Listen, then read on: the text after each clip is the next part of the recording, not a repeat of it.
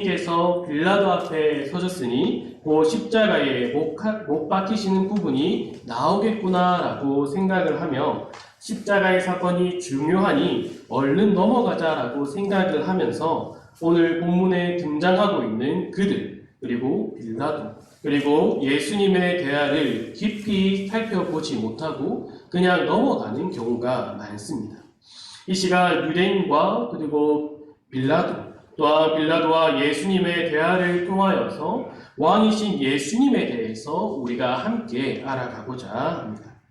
먼저 28절을 우리 한번 다 같이 읽도록 하겠습니다. 시작. 그들이 예수를 가야바에게서 관정으로 끌고 가니 새벽이라. 그들은 더럽힘을 받지 아니하고 유월절 잔치를 못 보자 하여 관정에 들어가지 아니하더라. 아멘. 여기에 등장하고 있는 이 그들은 대제사장 가야바를 포함하여서 유대인들입니다. 그들이 새벽에 관정으로 예수님을 끌고 갔다라고 28절은 말하고 있습니다. 앞서 베드로가 예수님을 3번 부인하고 닭이 울었다라는 것을 통하여서 지금 시간이 한 새벽 3시에서 6시 정도라고 우리가 생각할 수 있습니다. 당시 로마 관리들은 아침 일찍부터 업무를 시작해서 한 오전 10시 아니면 오전 11시쯤에 그 모든 업무를 마감했다라고 합니다. 그래서 28절에서 우리가 유심히 살펴보아야 하는 것은 이 새벽에 예수님을 끌고 간 것이 아니라 그들이 유월절 잔치를 먹고자 관정에 들어가지 않았다라는 것입니다. 유대인들은 이방인 집에 들어가는 것을 조금 꺼려 했습니다. 당시 이방인 중에서는 그 죽은 사람을 집안에 두는 사람들이 있었습니다.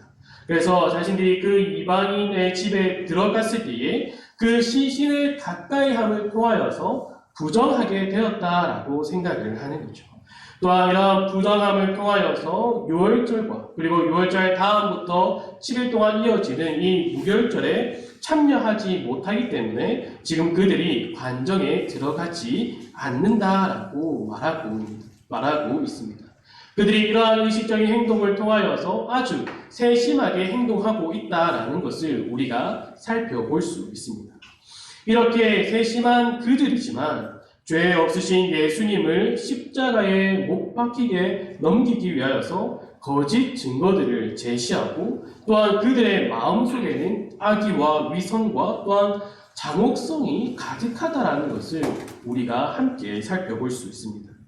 그들은 그림자와 같은 이 유월절을 거칠애로 준수하지만 정작 유월절의 주인이시고 또한 그 그림자의 실체이신 예수님을 알아보지 못했습니다.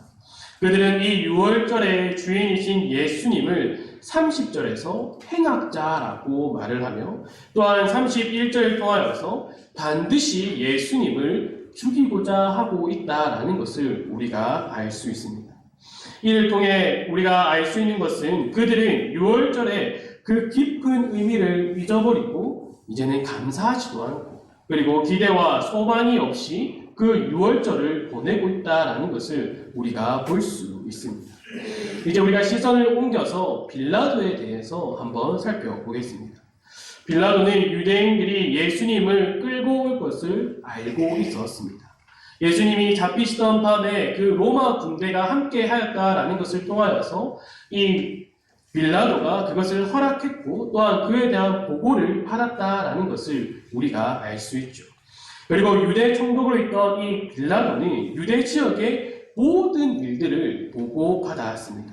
그는 이 유대 지역에 있으면서 반란이 일어나지 않도록 잘 다스려야 하는 책무를 맡은 자이기 때문입니다.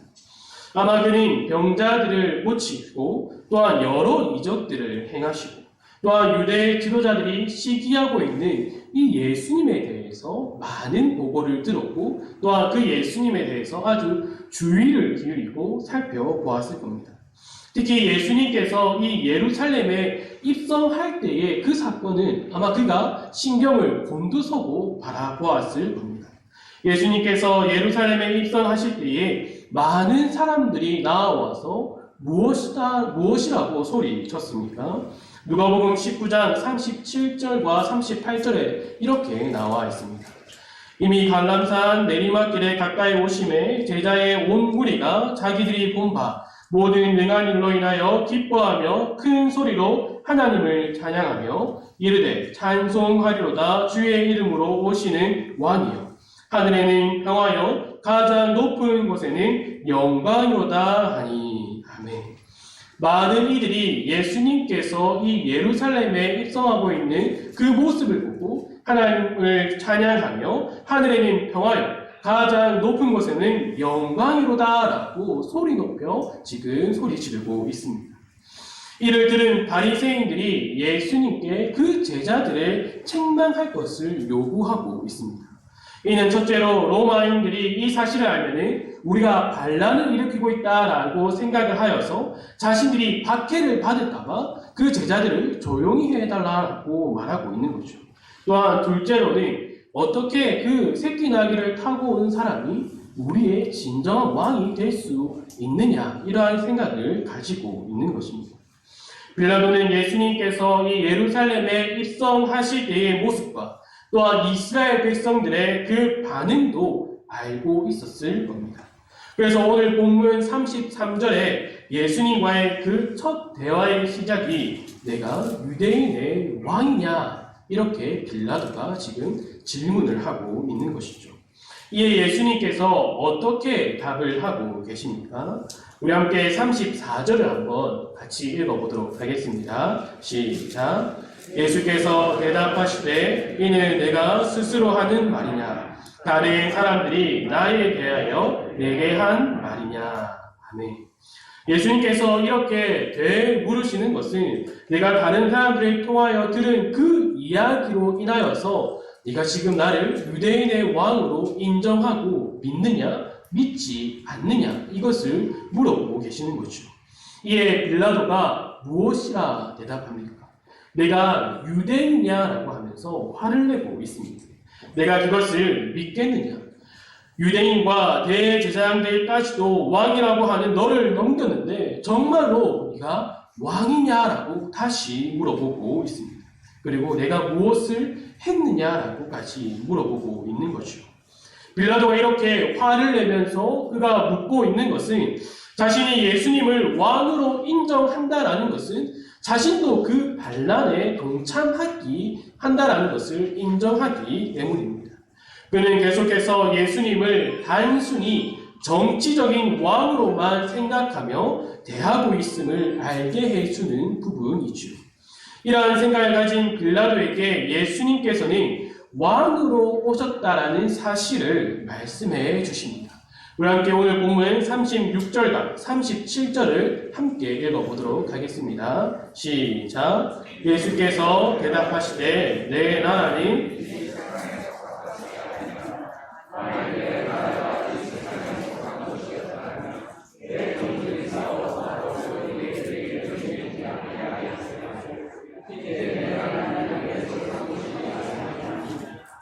빌라도가 이르되 그러면 내가 왕이 아니냐? 예수께서 대답하시되 내 말과 같이 내가 왕이니라.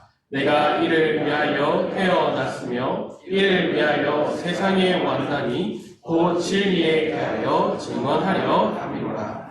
무릇 진리에 속한 자는 내 음성을 듣느니라 하신대. 아멘.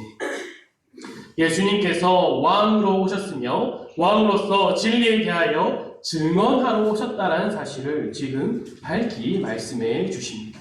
그리고 그 진리에 속한 자만이 예수님의 음성을 들을 수 있다라고 말씀하고 계십니다. 예수님은 이와 비슷한 말씀들을 비유를 하실 때에 많이 사용하십니다. 여러 비유들이 있지만 우리가 새벽 기도회 때 살펴본 마가복음 4장에 등장하는 비유에 대해서 한번 잠깐 살펴보도록 하겠습니다. 마가복음 4장 2절에서 9절까지의 말씀입니다. 우리 한번 함께 봉독하도록 하겠습니다.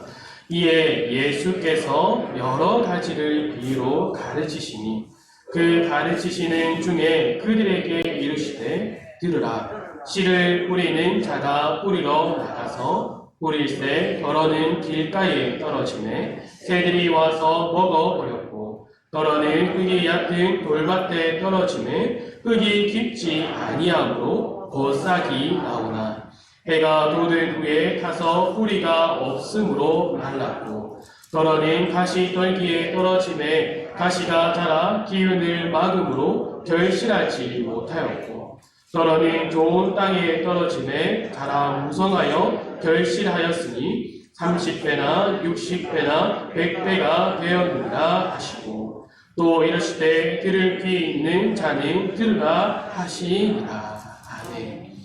우리가 정말로 잘 아는 비유입니다. 우리가 이 비유를 들을 때에 많은 사람들이 옥토가 되자라는 결심을 하기도 합니다. 하지만 이 비유는 좋은 땅의 비유가 아닙니다.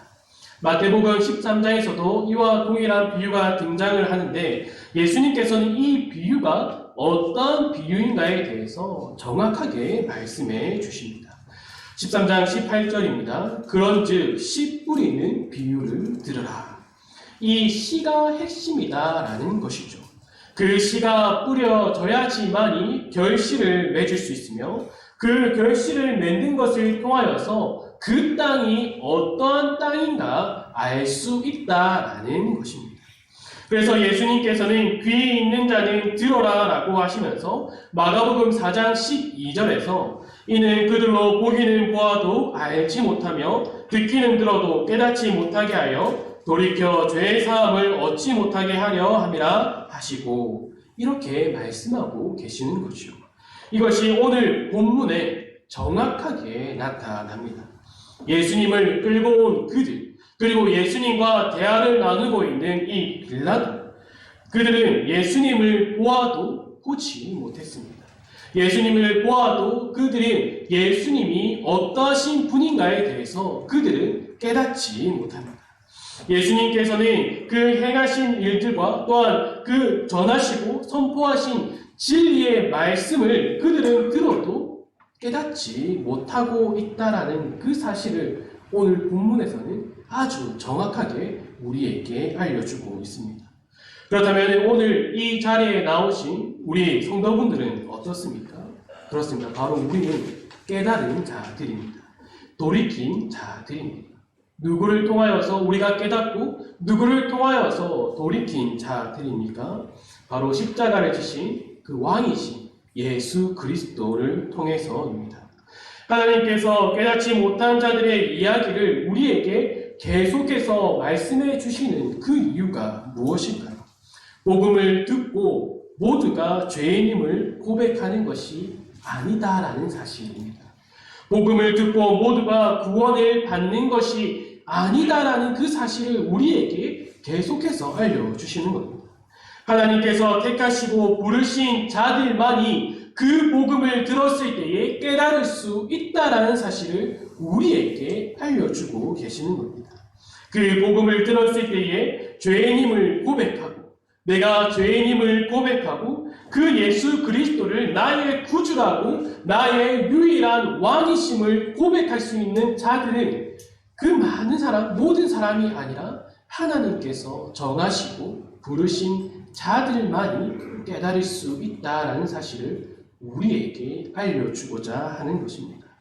사랑하는 성도 여러분, 이 말이 이해되십니까? 아니면 혹시 마음속으로 다 아는 이야기를 여러 번 듣는 이 이야기를 뭐 이렇게 새삼스럽게 얘기를 하나 이렇게 생각하면 아주 곤란합니다. 이는 아주 중요한 것입니다. 기독교의 핵심은 하나님의 택함을 받은 그들만이 하나님의 택함을 받은 사람들만이 하나님을 아버지라 부를 수 있고 왕이신 그 예수 그리스도의 이름으로 기도할 수 있다라는 그 사실입니다.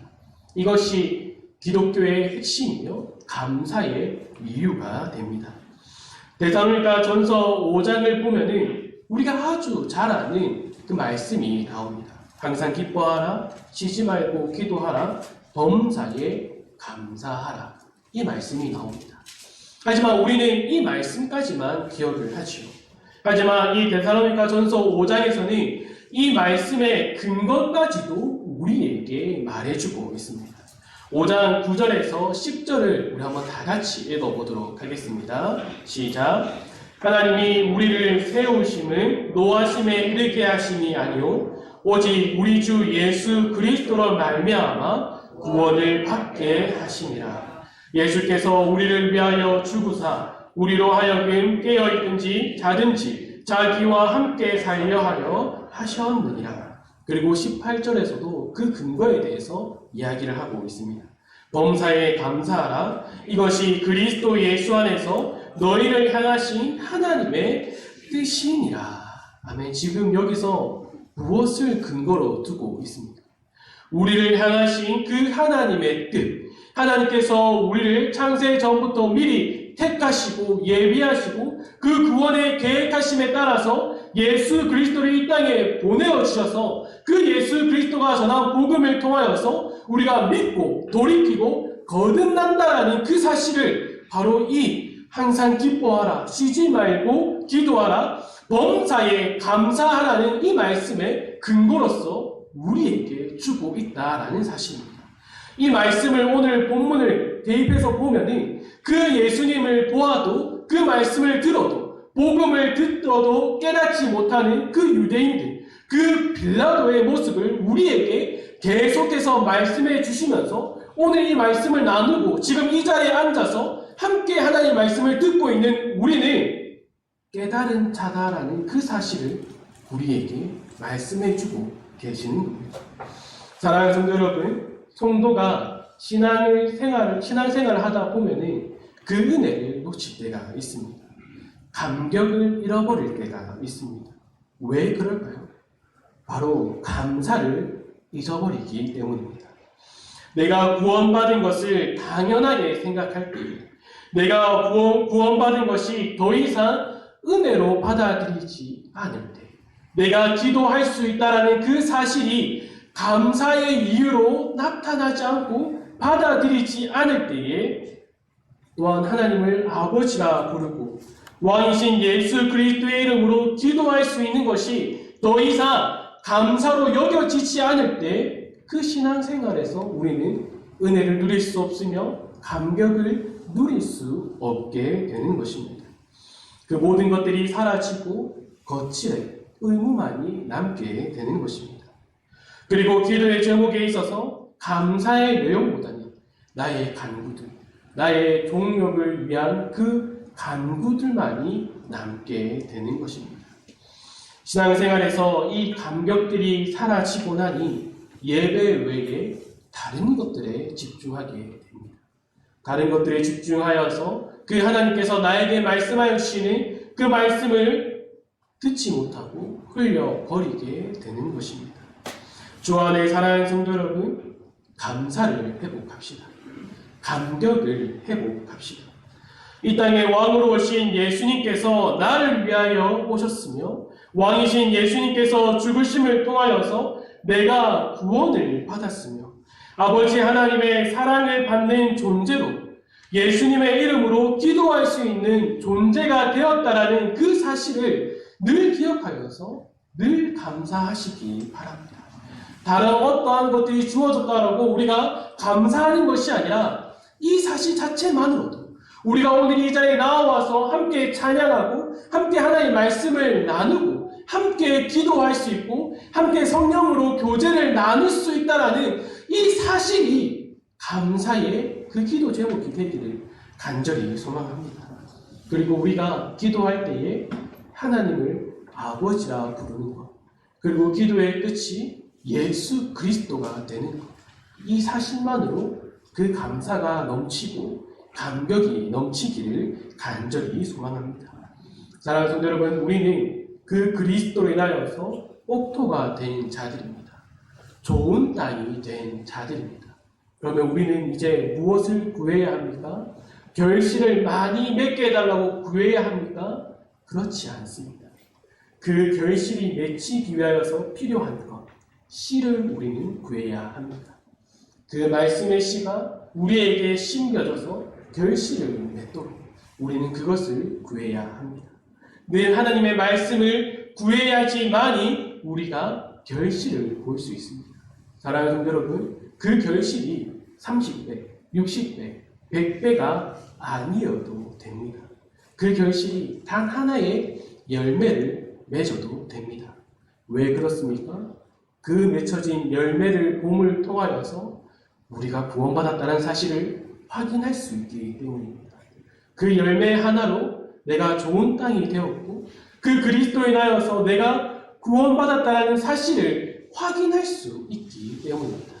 사랑하는 성도 여러분, 그러면 그 열매가 무엇입니까? 바로 오늘 이 시간입니다.